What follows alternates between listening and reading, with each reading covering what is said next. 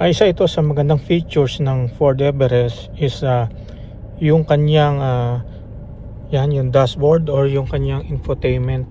Automatic yan nagpapalit ng kulay depende sa outside environment. So paano gumagana yon?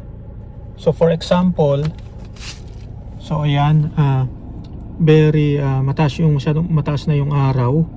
So makita mo, no clouds, at ang time natin is 1:24. So pagkagabi nagpapalit siya ng color. So paano yun? Ito siya. So pagka nighttime driving, para magkaroon na tayo ng illumination sa loob, yan, i-on lang natin isang beses yan. Yan, tatapat natin to doon. Okay? So ang mangyayari dyan, so ang epekto niyan na dito sa loob is yan, kita nyo, yan, konting nag-flicker, at yan, magpapalit ng kulay in a few seconds. So yan, navy blue na siya. So automatic yan pagkagabi. So just for the purpose of demonstration, pagka yan ay kumukuha ng kanyang signal sa sensor sa front malapit sa windshield. So demo ko muna. Yan. Igagalaw ko tong sunshade.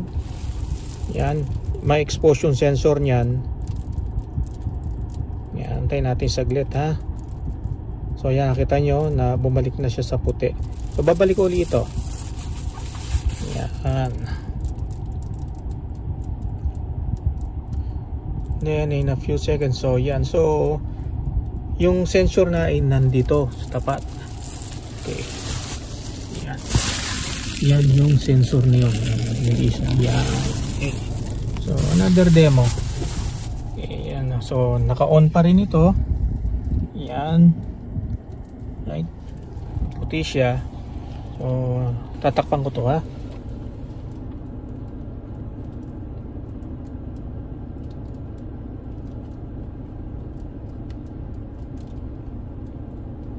Ayaw. Speak. So hindi siya kaya ng mas takip lang ng daliri o something. So something na magto-totally block sa kanya para siya mag-trigger. So balik ulit natin.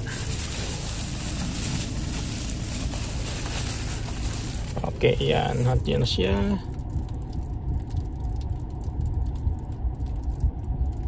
Okay, yan. So guys, yun. Isa to sa magandang features ng Ford Everest para hindi ka distracted driving during night time.